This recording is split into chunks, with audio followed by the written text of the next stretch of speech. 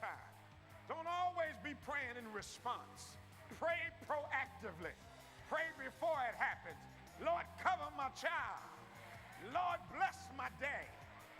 Develop your relationship with God with this dynamic teaching on CD or DVD when you write to us. Visit our website or call 1-800-591-8480.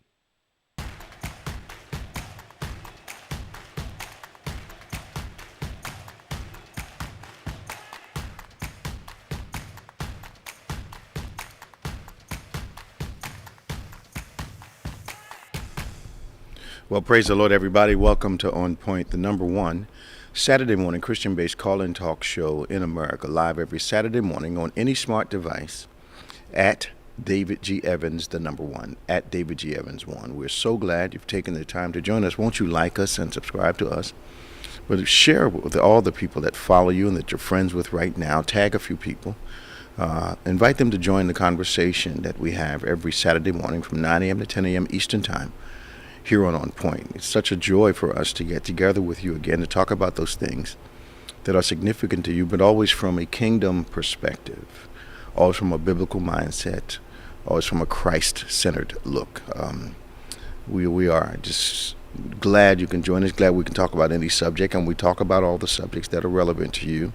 Events, faith, of course, the Bible, politics, sports, current events that impact your life, every day of your life, but always with that biblical mindset to give us that kingdom center in the events and the situations that we discuss.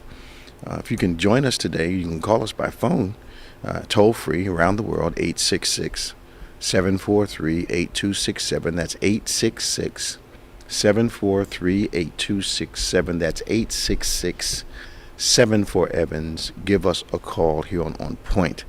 Our co-host, Reverend Nicholas Smith, is with us today. We're so glad to see you. What's happening, man? Good. A lot going on, man. Yeah, I shouldn't have watched that video. Well, I watched part of it. I was tempted like 3 times, and then I thought, maybe I would have something different than a historic reaction, so I didn't watch it because I understand this one is, I don't want to say more graphic, but there's something in this one from what I'm hearing. It was a personal. Okay. I only watched it because I wanted to know what we were going to talk about today. Okay. So you didn't have to watch it. I only watched 2 clips of it. Yeah. Not the whole thing. Okay. Actually, just another one this morning before we came. Okay. But again, I just wanted to make sure. Familiar. Yeah.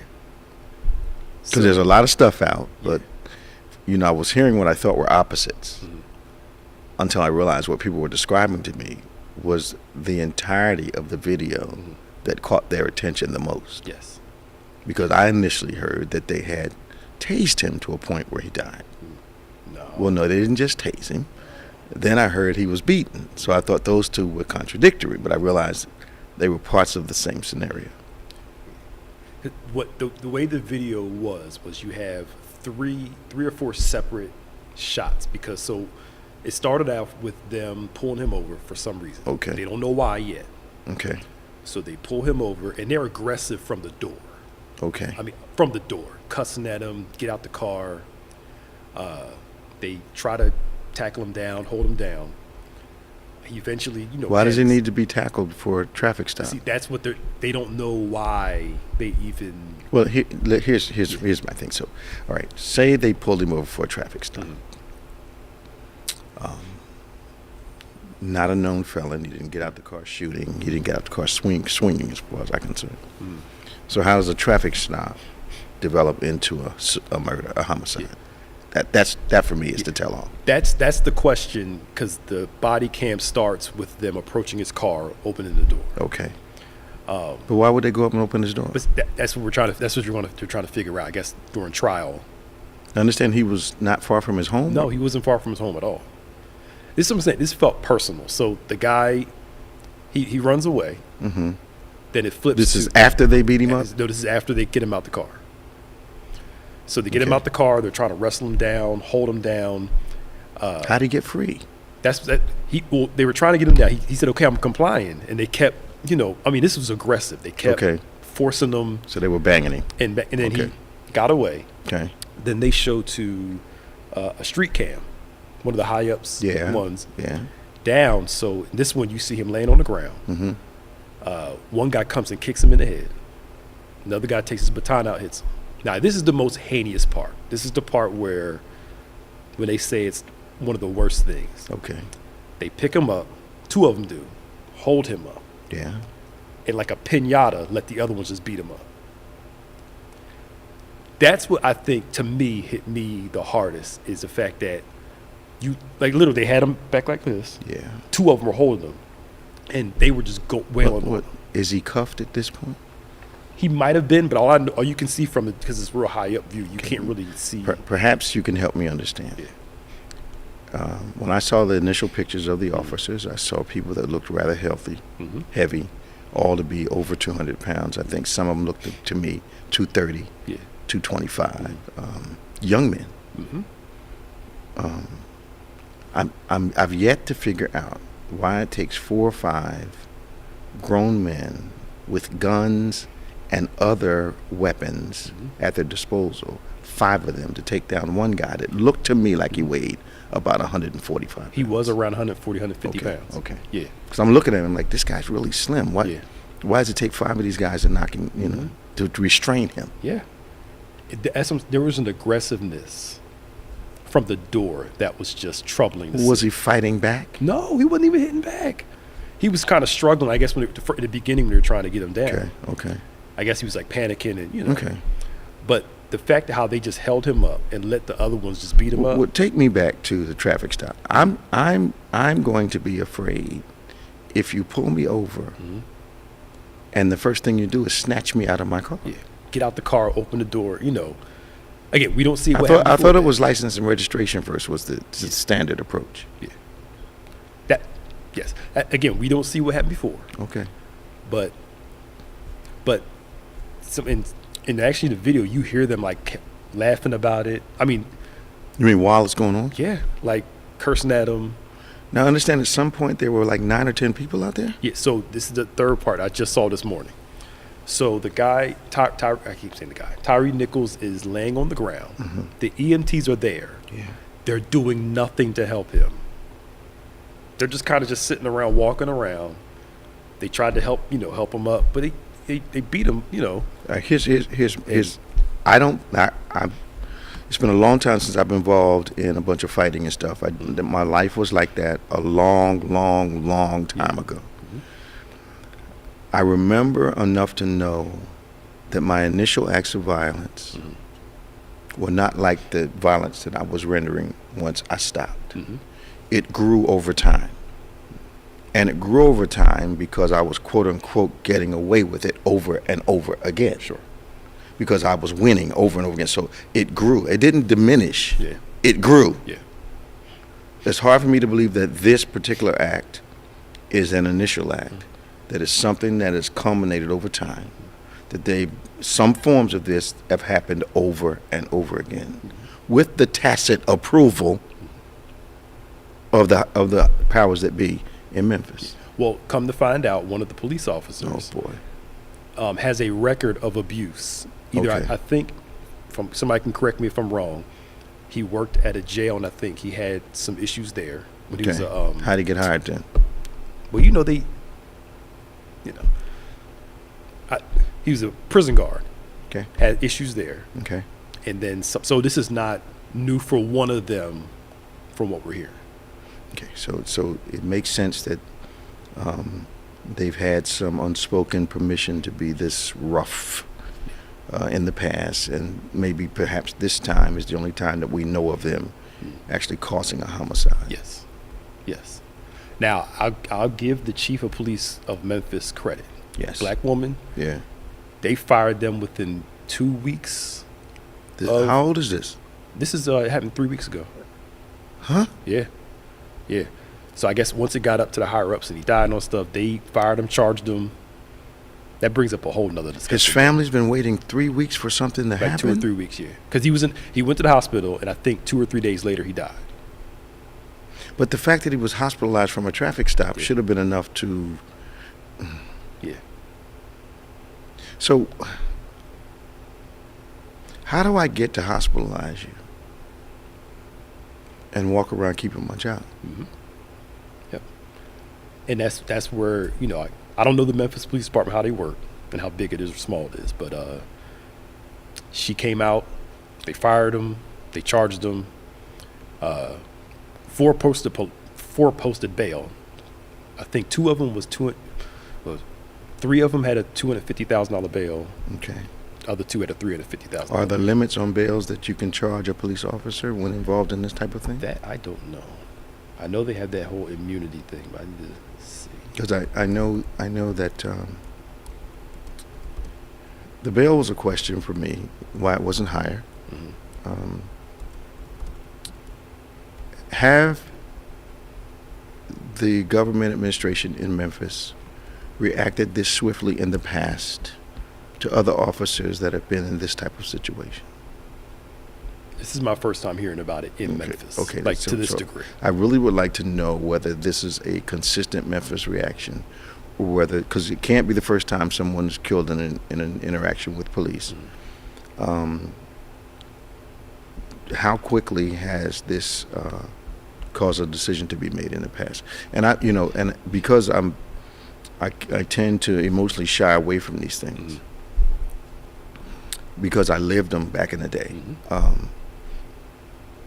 I wonder how consistent this reaction is. Yeah. I mean, this is the other thing that's being brought up, and you got to go here because it's true. Okay. These black officers Mm-hmm. were arrested faster than any other officer that doesn't look like them. Okay. Everybody else, you remember? That's part of my question. You hear about this months later. Yeah. The Blue Lives Matter crowd is quiet. They ain't saying nothing.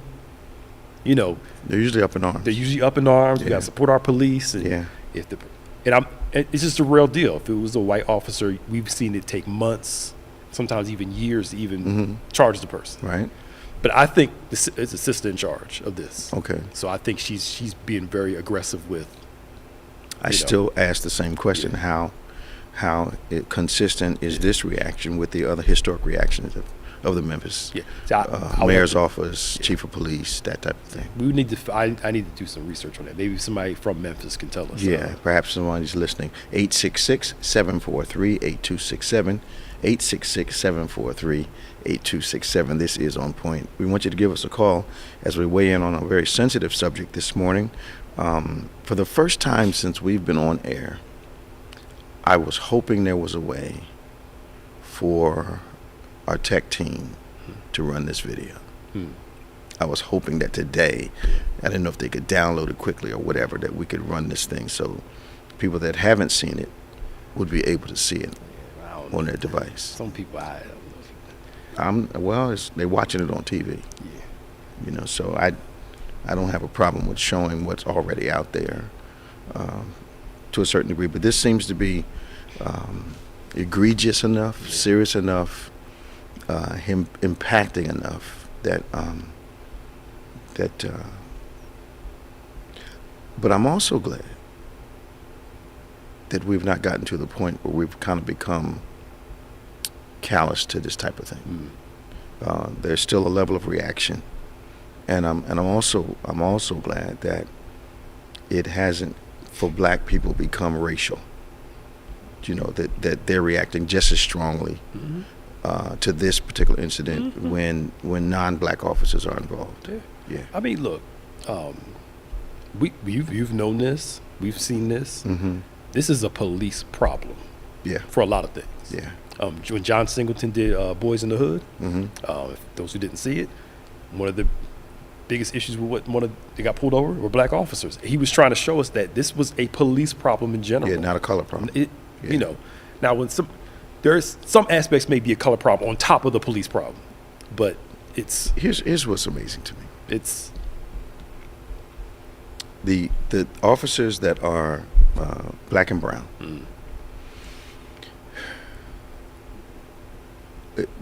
Almost adopt a mindset that it's all blue. They're not white, black, and brown officers in the police force. It's all blue. Until something like this happens. And people are reminded that even though they're in a context, there's difference in the context. You know, I find it.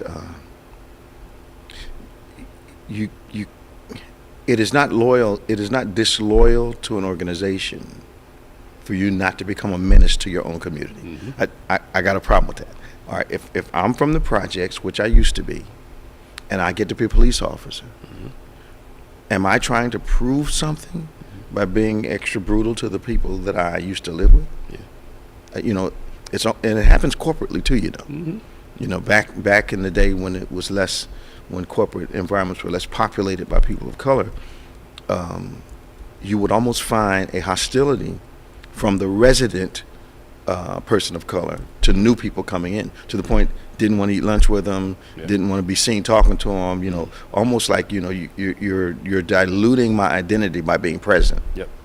And and as someone that was a forerunner in a lot of corporate environments, I made an effort to be inclusive. Not, I don't want the rest of the crowd to see me talking to you. Yeah. You know, but it's almost like we get this. What's that indoctrination after you get kidnapped? Stockholm syndrome. Yeah, Stockholm syndrome, and you start to believe you're a part of the people that are actually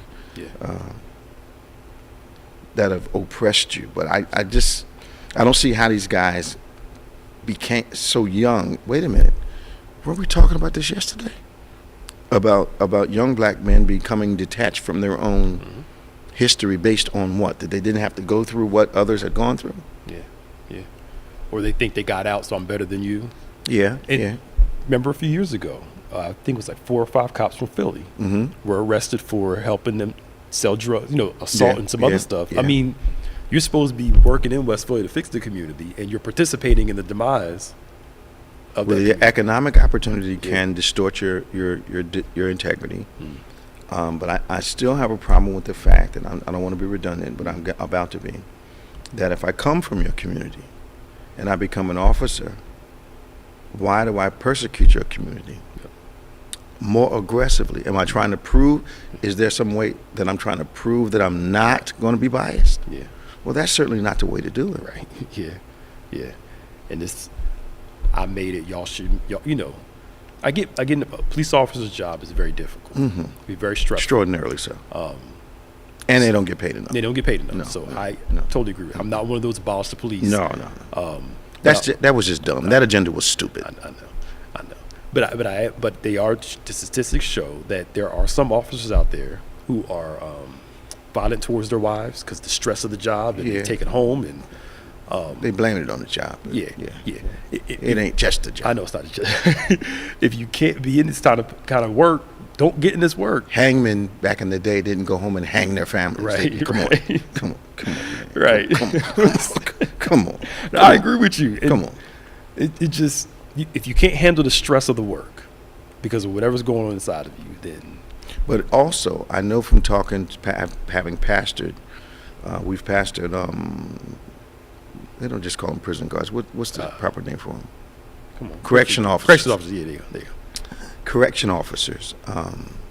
That one of the struggles is not becoming influenced by the environment that you're assigned to. Yep.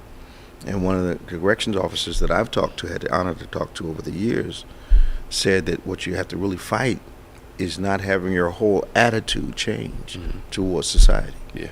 Because you're in that environment 8 hours a day, 9 hours a day, sometimes when there's no help, 12 hours a day, 18 hours a day. And they said one of the hardest things to do is not let your whole attitude about the world be impacted by the fact that you work in that environment every day. And this is where that bring up a larger issue. Our prison environments are like jungles because we're not looking to reform people. We're looking to just imprison them, make it hard. They did a comparison with Europe and a couple other places. The prison person in charge of the prison, the warden, said, look, you're going to be in here for a little while. We want to get you guys back on track just in case you move into my neighborhood, you'll be a good citizen. If you look at the difference between the two, you can see why their system works versus ours. If you, the guy from the Central Park 5, he said the things I had to do to survive in prison changed me. Okay. Which tells you about the environments that our prison systems are. You're talking about for the worse. Yeah, for the worse. Okay. It changed it for the worse because in order to survive in there, he had to do some stuff you have to change the way you see things. Yeah. And to keep people in solitary confinement for months on a time and inadequate stuff, one of the reasons that we can't rehabilitate people in American prisons is economic. Because I don't think there is the ratio of inmates to officers. I think is negligible. I think if trouble breaks out, the number of inmates versus the number of officers makes it an untenable situation. So for me, part of the problem with rehabilitation is the minimal amount of supervision that we can provide. Because they have a hard time protecting cooperative prisoners from uncooperative prisoners. That things are happening that if it's not a riot, they're not going to it. So they're allowing people to get personally injured and hurt, and trying to keep a level of peace that's not peace at all when you're outside. No. And let's be real here. They're trying to keep people in prison as long as they can for money and create a system where if you get out, guess what? You're going to come back. Well, it's a big money maker, and repeated offenders help continue the resource stream. So, And and if people knew how many corporate businesses are invested in prisons, oh man, you own prisons, they. The next thing I'm waiting for is a mutual fund based upon the prison system, or some kind of public traded stock. There actually is a mutual fund. No, that was for fines and stuff and warrants. I believe. Yeah. They had those bonds or whatever they're called set up for that. I'm telling you. Yeah.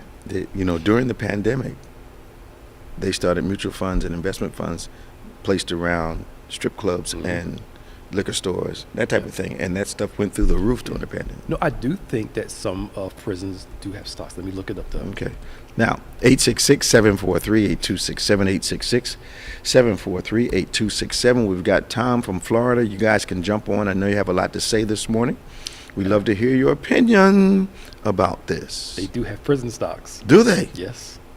People have stocks in companies that own prisons, Okay. I'm not surprised. We'll if they'll make a dime out of the cross if they can, Try to tell you something.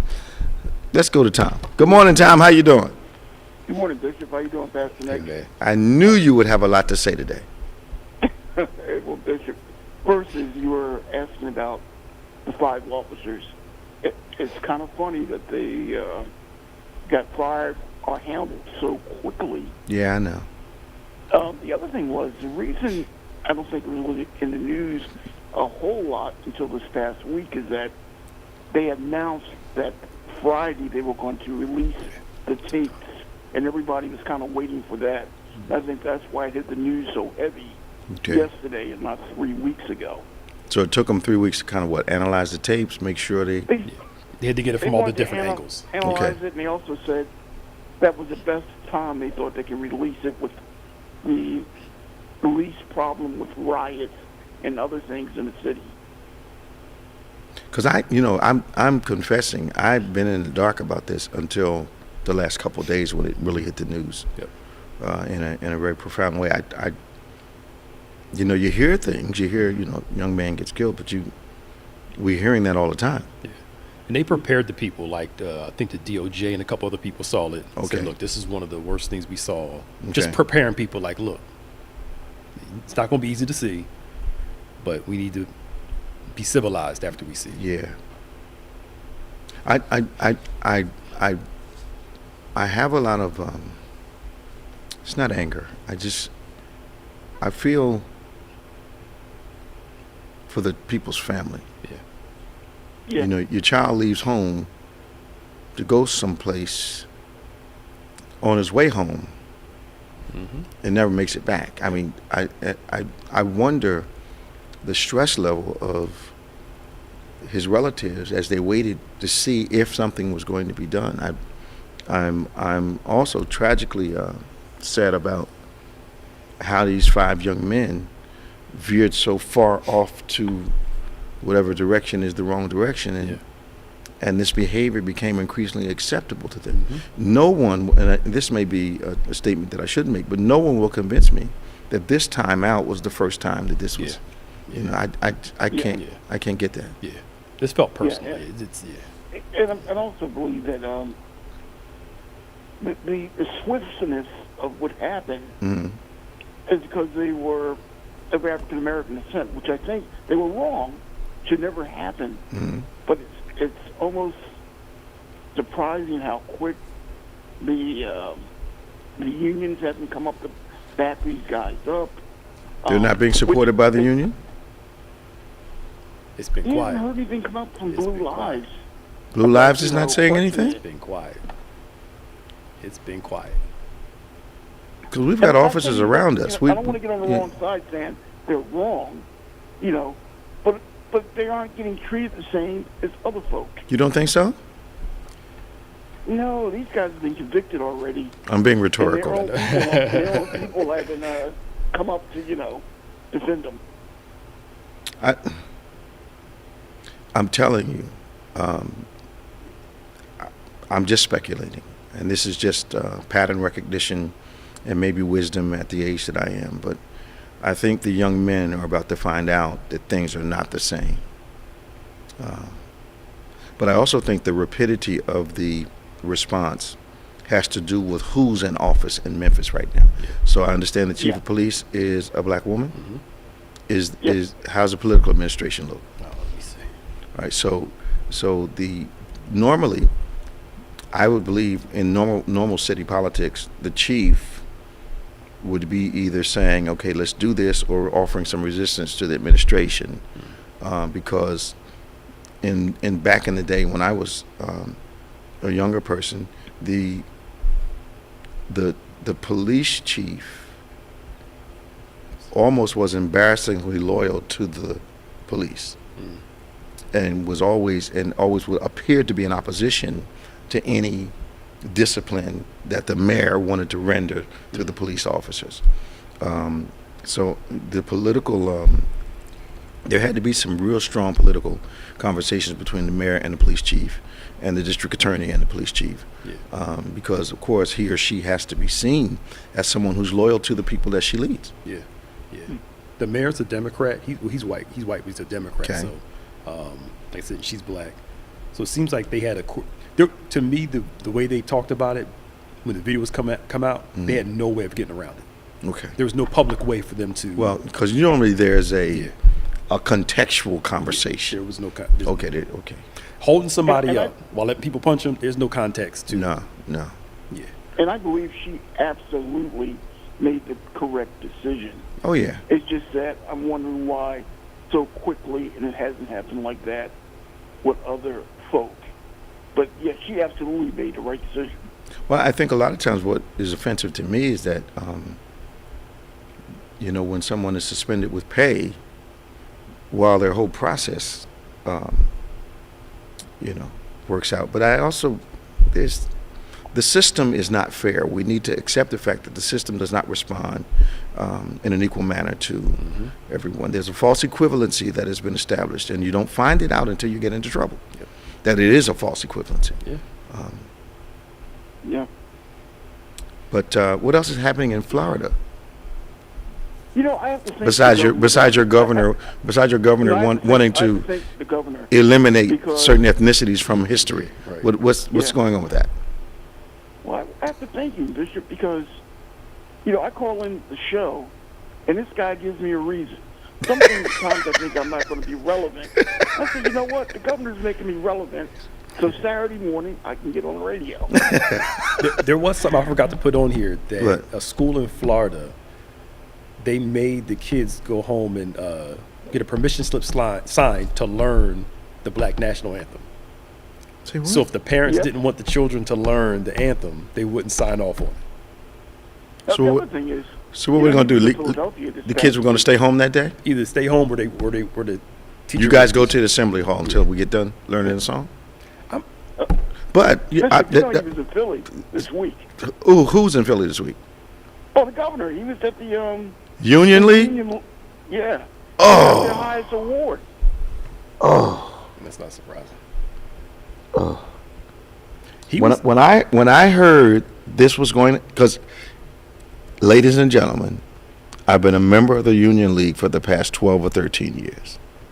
When I heard that he was possibly going to be honored, I called a friend of mine who didn't call me back, and then I forgot about it. He was at the league this weekend? Yeah, and got his award. Yeah. He has, he was at the Chiefs game last week, and them folk like him. That's the crazy part. They were cheering him like he's walking around waving at people. I don't know what I know what the appeal is. Never mind. Sorry, good use. Yeah, I was amazed, but there were a lot of people who came out, and Bishop. I'm not going to know this lady's name, but Pastor Nick may know. Alicia, Azeala Banks. Oh, Azalea Banks.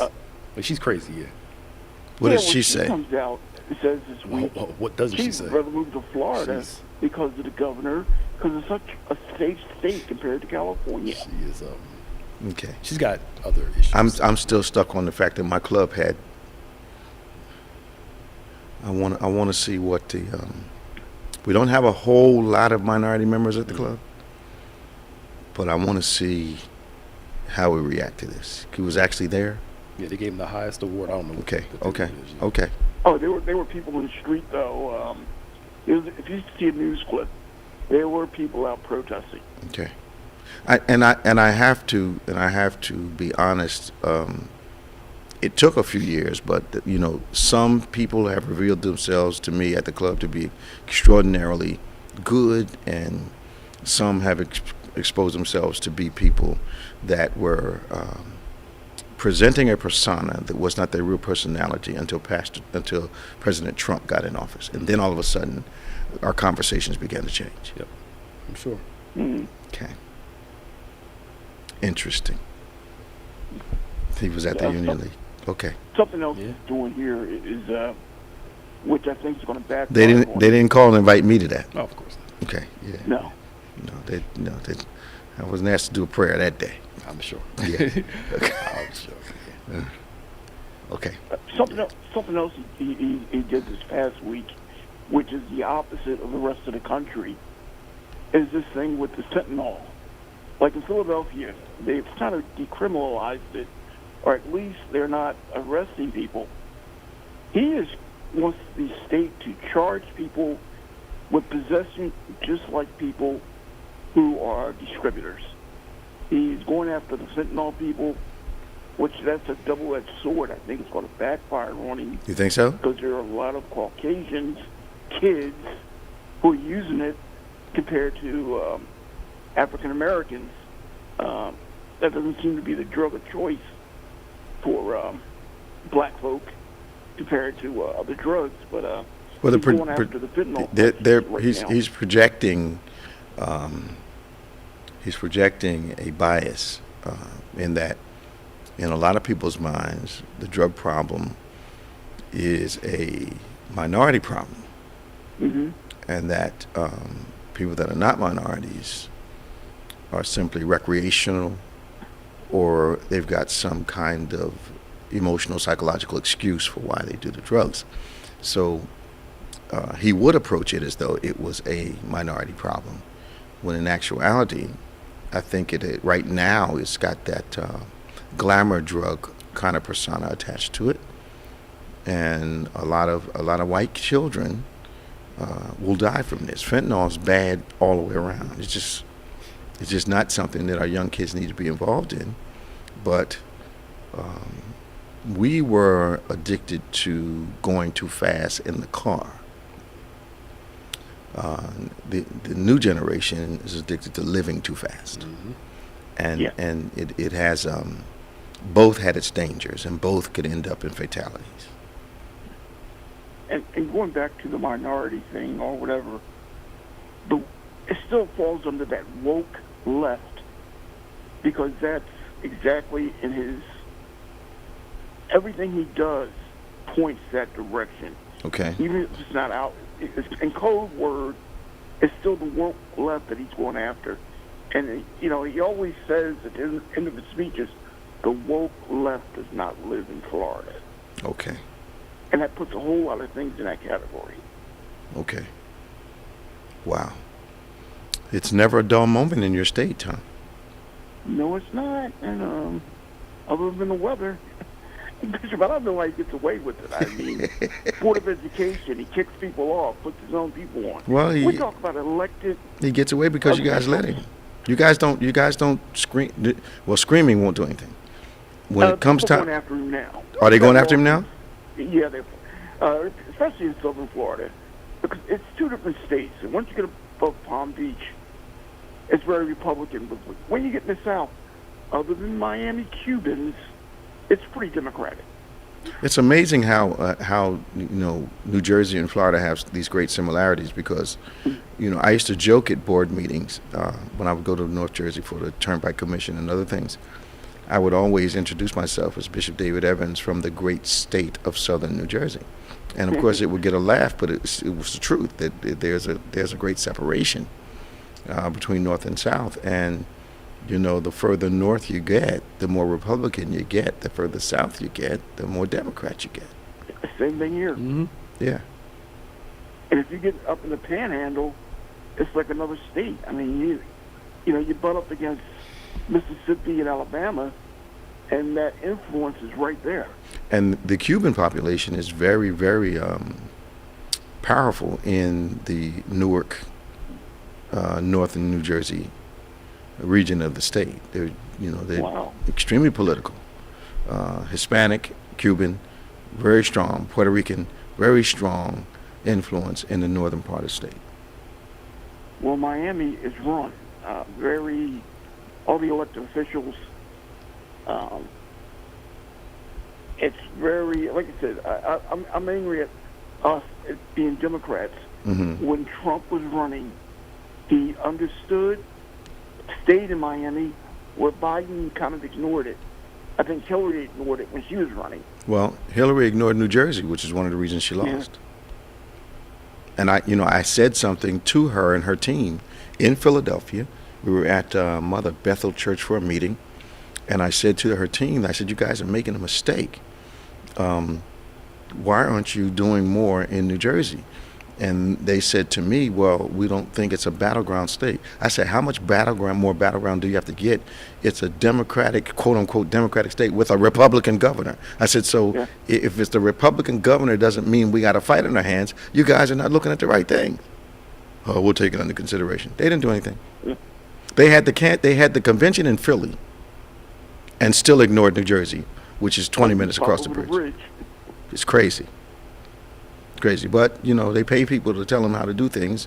They also pay people to tell them how to lose. But thank you, Tom, man. Hey, happy birthday, Bishop. Thank you so much, man. Hey, take care. Bye-bye. Yeah. Going to Robin, 866-743-8267, 866-743-8267. This is On Point. You still have time to call and talk to us. We'd love to have a conversation with you about the hot topics of the day. Hey, Robin, how are you? Good morning, Bishop. I'm Pastor Nick. How y'all doing? You ever notice how sweet she sounds on the phone? You just, I you know, then the real her comes out eventually. I'm not sure she's giving us the real Robin here, but you know, because I know there's more than one side to her. Right. Now y'all know me for 18 years. That's y'all right. Know I'm sweet. Yeah. What'd you say?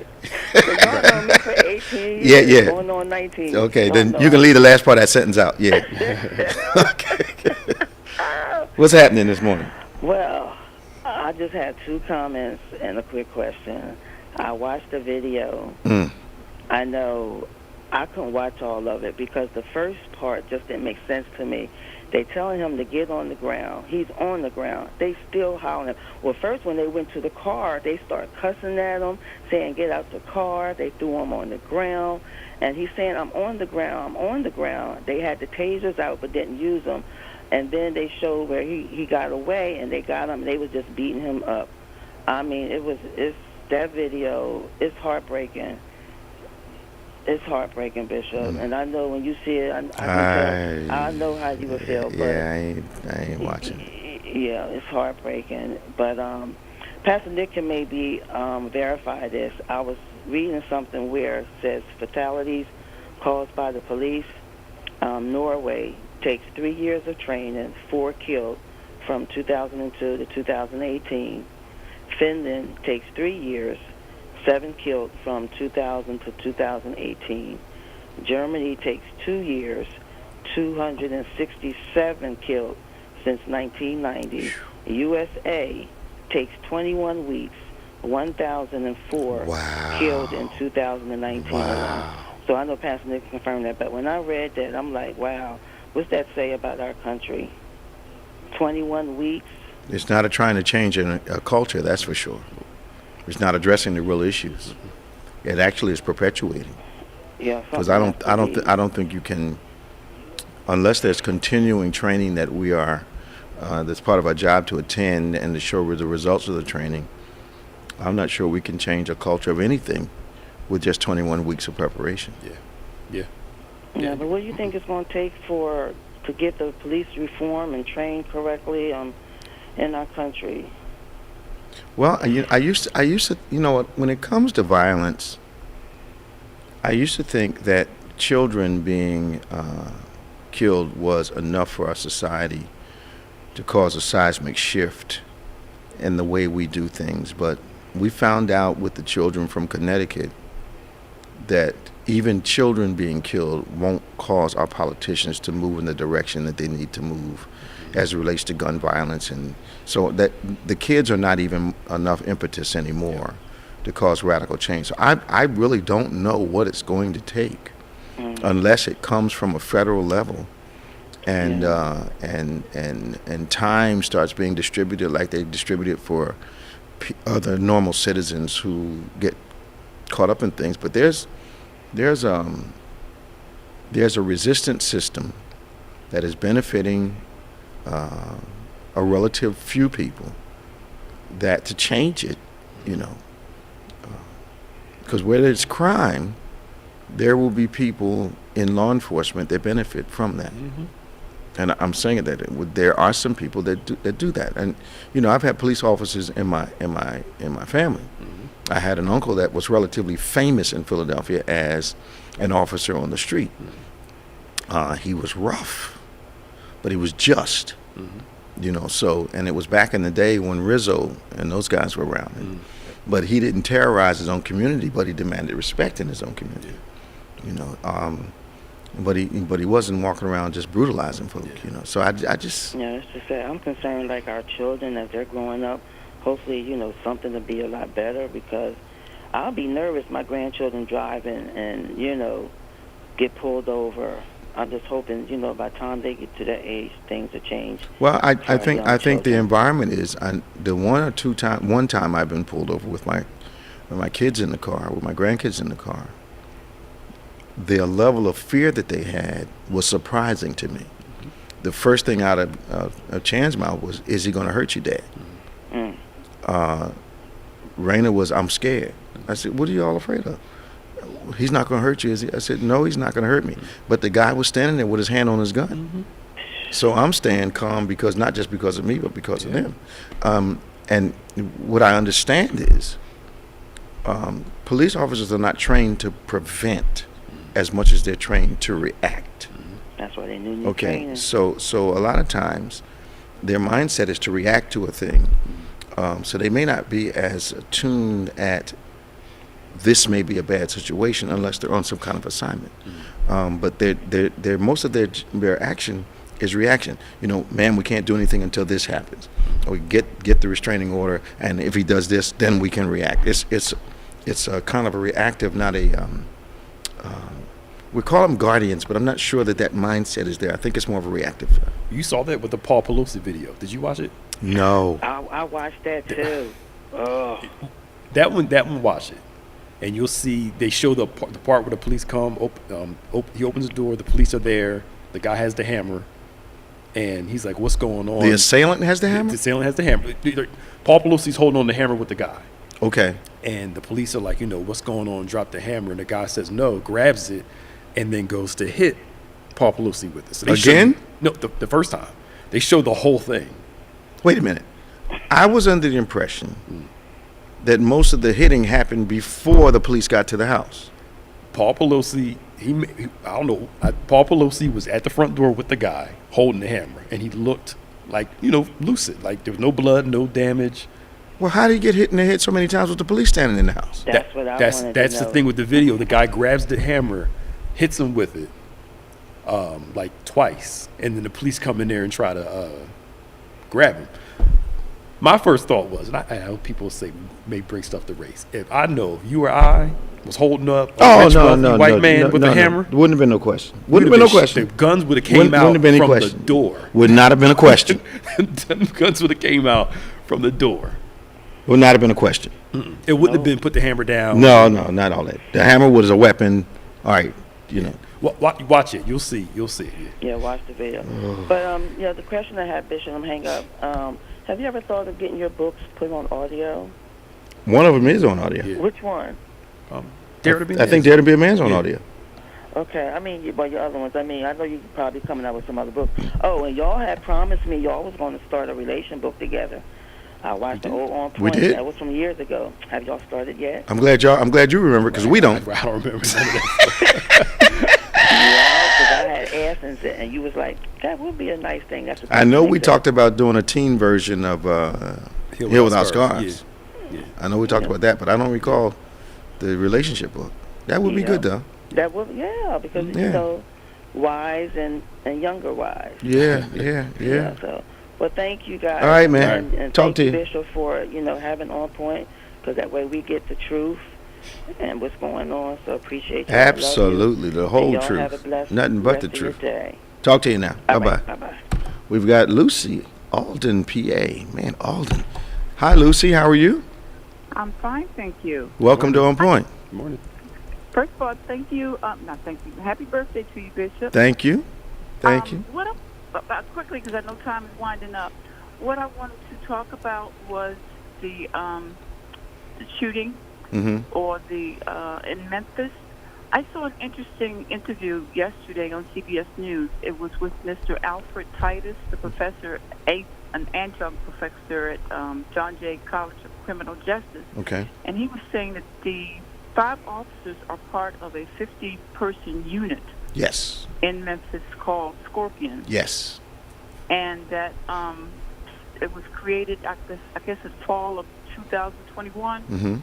And they were talking about how much money has been confiscated and guns and everything, and how they present themselves in unmarked cars and plainclothesmen and stuff, and stop people for a minor traffic incident, and then that's when they go into whatever they're doing. Okay. So Mr. Titus was saying, after, this is before the video came out, he said, I would not doubt that either the guy, Mr. Nichols, was probably driving a car that was dark or tinted or something that alerted them to stop him, but that did not give them the right to do what they did once they stopped him. Okay. So what the chief of police was saying, that he thinks that people in that type of unit need to have more training. If they're going to do stuff like that, maybe every 30 days, 45 days, whatever, they need to do training to decompress, what's going on within them, instead of ramping up doing all kinds of stuff that resulted in the death of Mr. Nichols. And the other thing, I think you can get used to blurring the lines of what is legal and what is appropriate. Right, and that's why she was talking about excess training. Yeah, and I think that, every major police department has an internal affairs situation that investigates improprieties by police officers. So there has to have been, for this unit to operate, and sometimes the means justify the ends in certain situations. There has to be a kind of relaxing of the restraints and the rules, so that the law can apprehend the criminal. But I think sometimes, and I'm not a proponent of that whole slippery slope nonsense, because I think that, if something's wrong or you make a decision one time, it doesn't mean you have to make the same decision over and over again. So I think that slippery slope logic is silly. But the reality is that sometimes for these units to be the most effective, historically you'll find that the lines have been blurred as to what's right and what's wrong. And sometimes the mean justifies the end. So I go back to my original statement.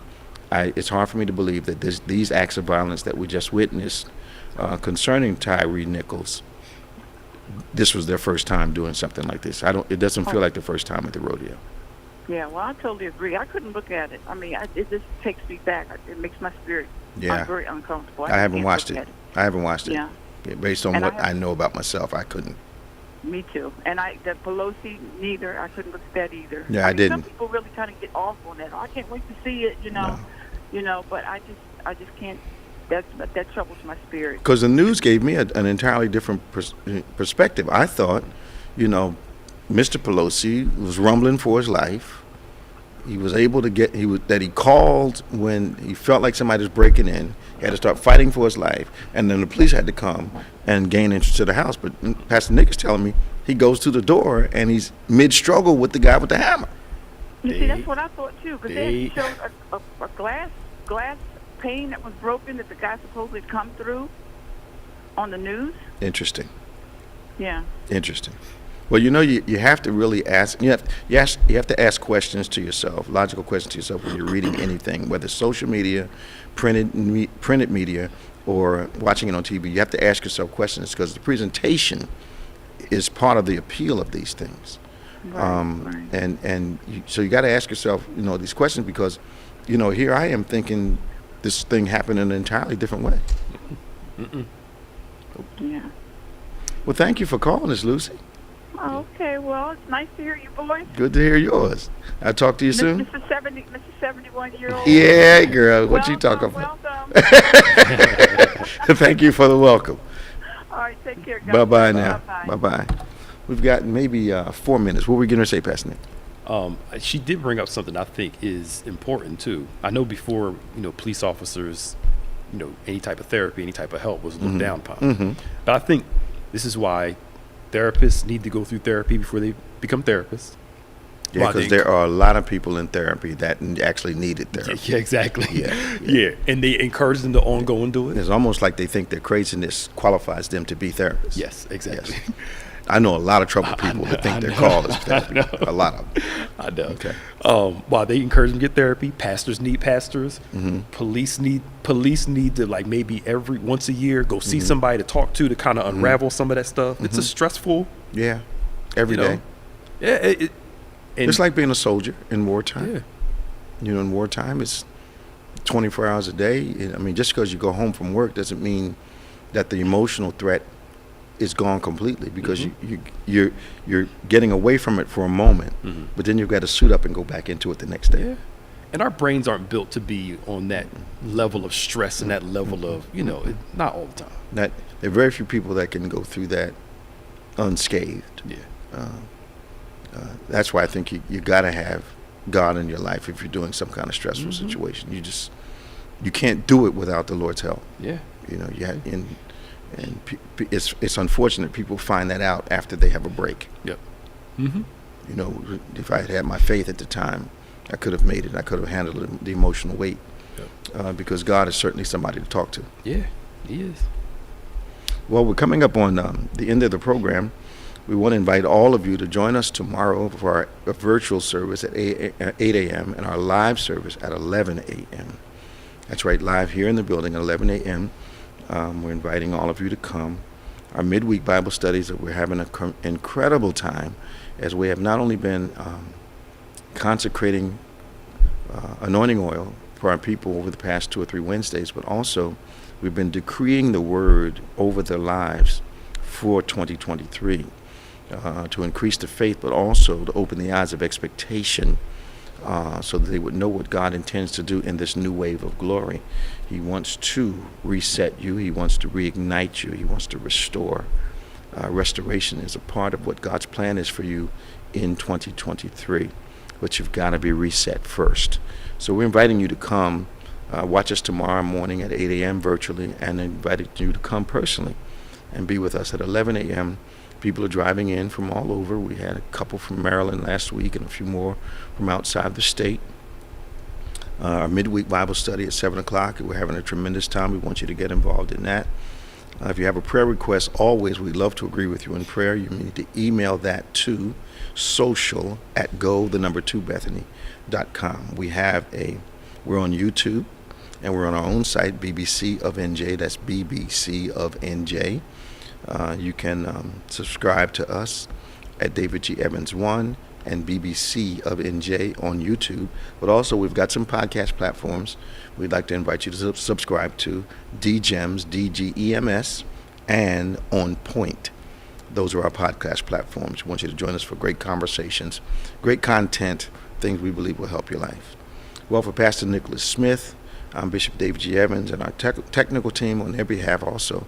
But I thank you for joining us on the #1 Saturday morning Christian-based call-in talk show in America. Stay strong, stay safe. See you tomorrow. And remember, faith acts like a thing is so, even when it's not so, that it might be so. God bless you, and see you next time.